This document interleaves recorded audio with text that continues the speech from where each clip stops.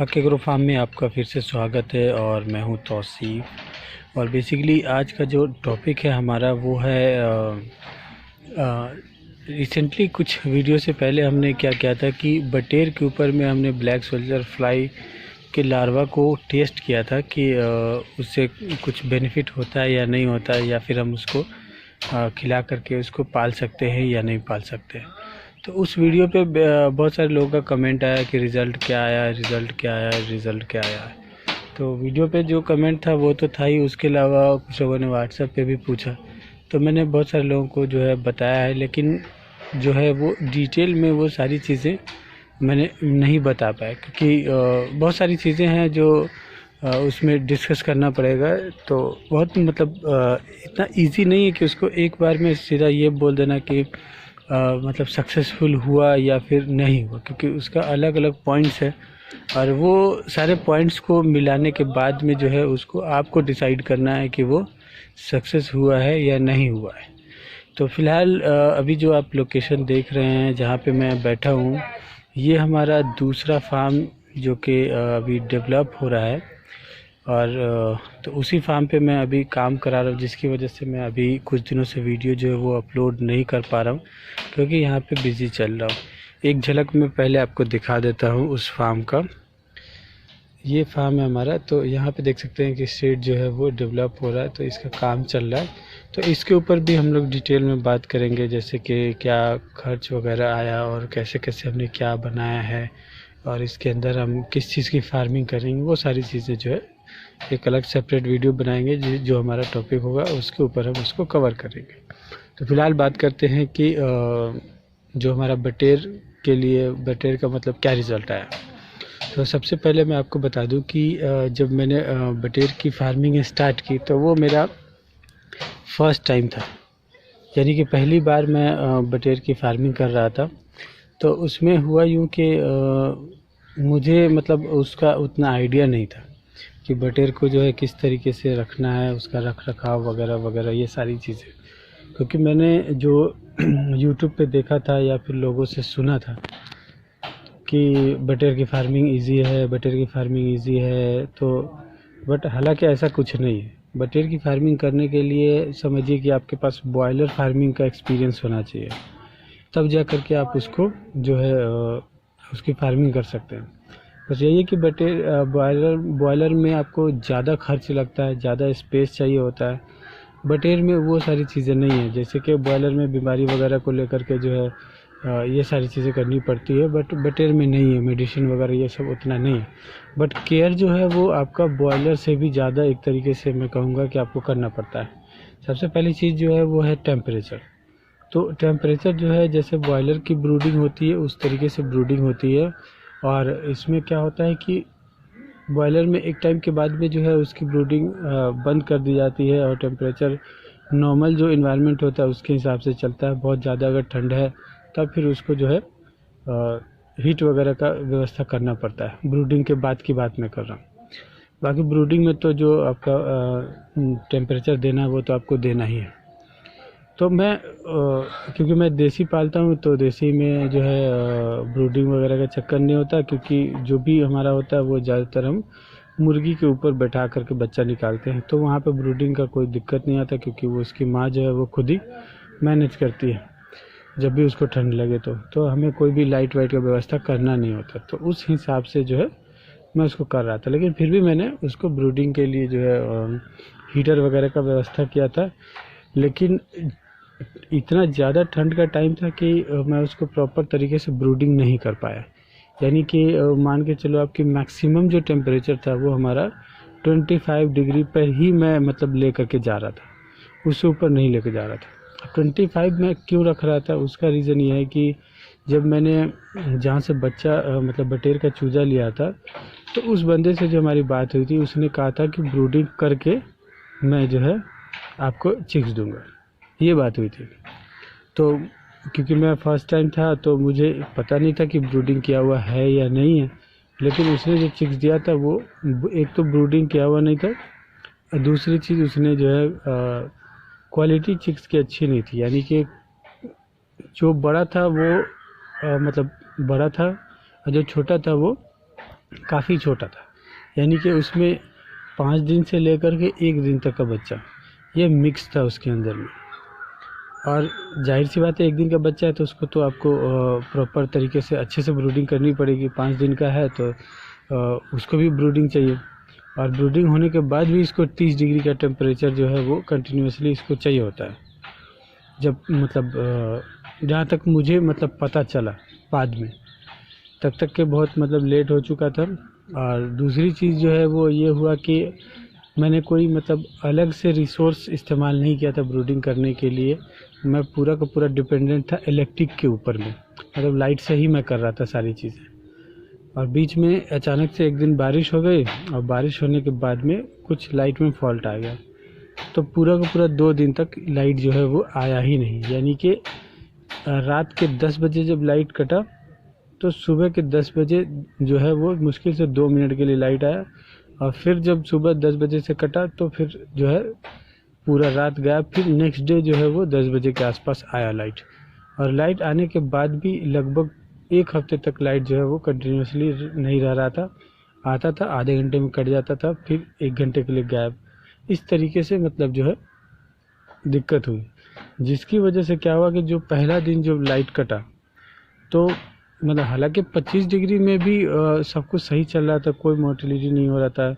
एक जो मतलब फर्स्ट मोर्टेलिटी हुई थी जब मैं ले करके आया तो उस मतलब निकाला मैंने, तो उसका पैर वैर ये टूटा हुआ था निकालने के टाइम पे, तो उससे ये हुआ।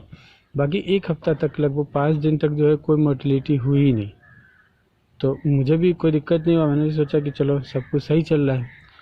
और मैं वहाँ पे तो ये तो मैं एक पॉइंट हुआ जो ब्रूडिंग का, जो कि दिक्कत हुआ।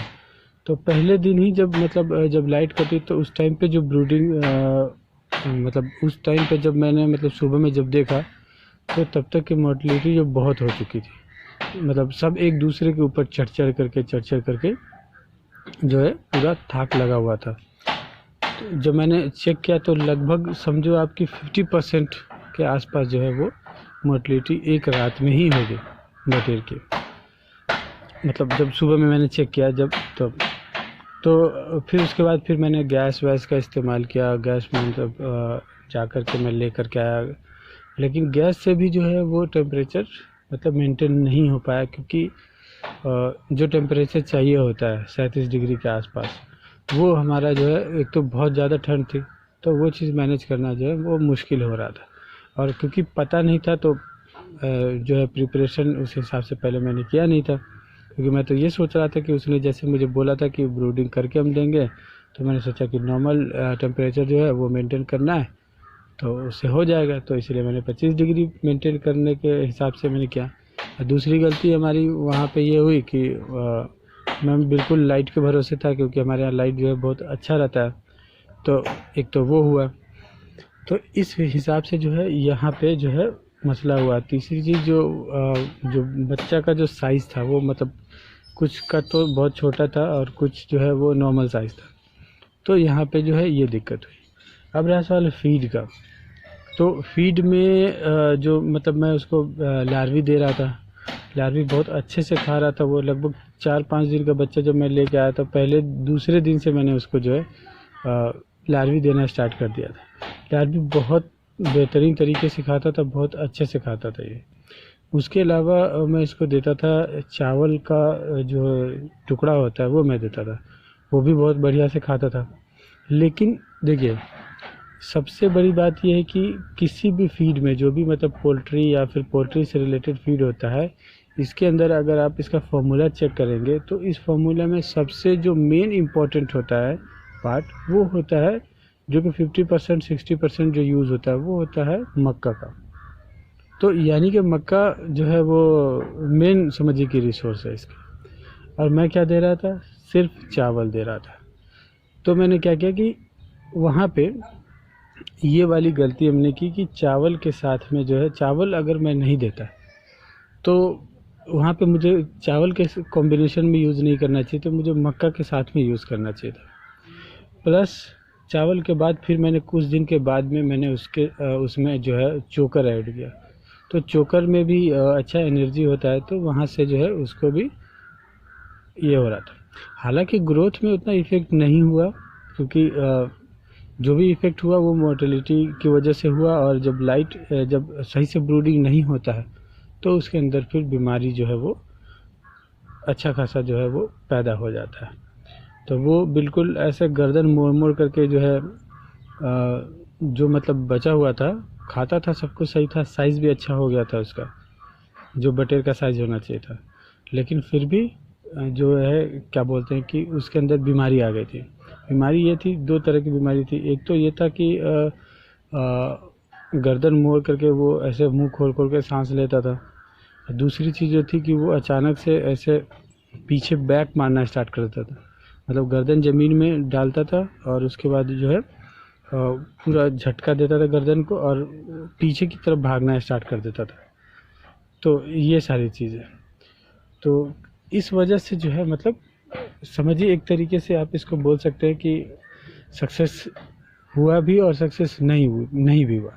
क्योंकि मतलब मेरा जो मतलब रीज़न था उसको यूज़ करने का, जो मतलब एक्सपीरियंस जो मैं लेना चाह रहा था, जो मतलब रिसर्च में जो कर रहा था, वो था कि बीएसएफ का लार्वी ये खा सकता है या नहीं खा सकता, और बीएसएफ के लार्वी से इसको फ़ायदा हो सकता है या नहीं हो सकता।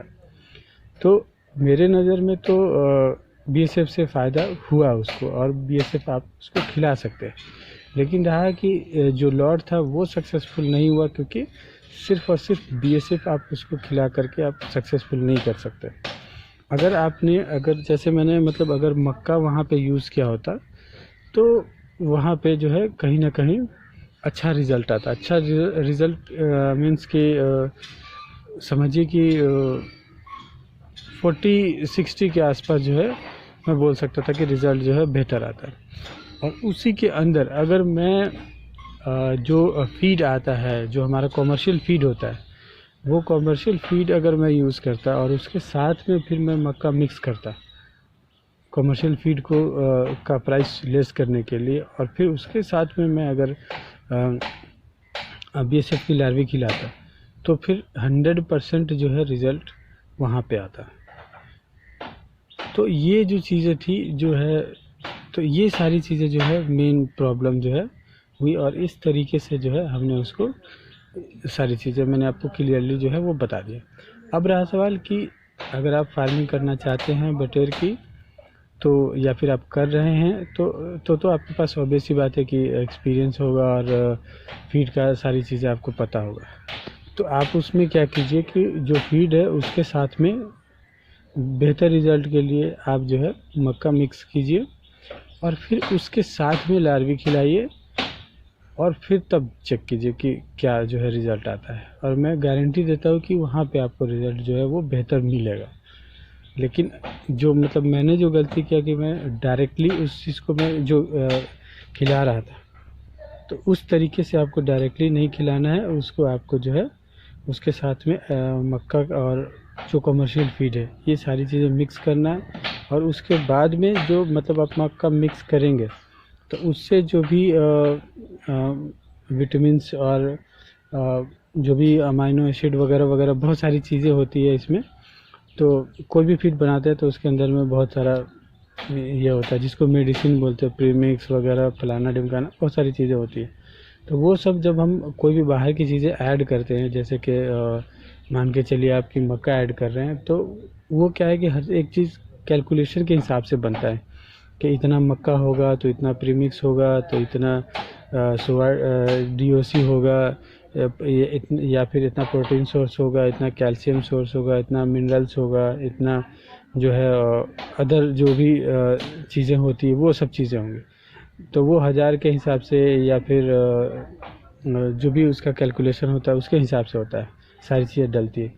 बट जब हम उसके अंदर में मक्का या कोई और चीज़ जब मिक्स करते हैं तो वो क्या होता है कि कैलकुलेशन जो है वो वहाँ पे गड़बड़ हो जाता है, क्योंकि वो चीज़ें उसको मिल नहीं पाती, और सिर्फ मक्का जैसे हमने मिक्स किया तो मक्का का जो क्वांटिटी है वो बढ़ जाता है, और बाकी की चीज़ें उसको कम हो जाती है उस रेशियो से। तो उसको पूरा करने के लिए जो है अगर हम जब लार्वी खिलाते हैं तो उस चीज़ को वो क्या करता है कि कवर कर लेता है, और उससे क्या होता है कि हमारा फीड कॉस्ट जो है वो भी बहुत कम हो जाता है।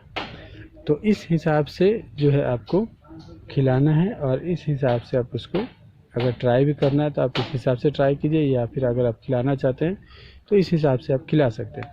तो ये सारी चीज़ें जो भी मतलब दिक्कत हुई या फिर जो भी मैंने फेस किया, वो सारी चीज़ें मैंने डिटेल में आपको बता दी। अब रहा सवाल कि आपको अब डिसाइड करना है कि ये सक्सेसफुल था कि नहीं था।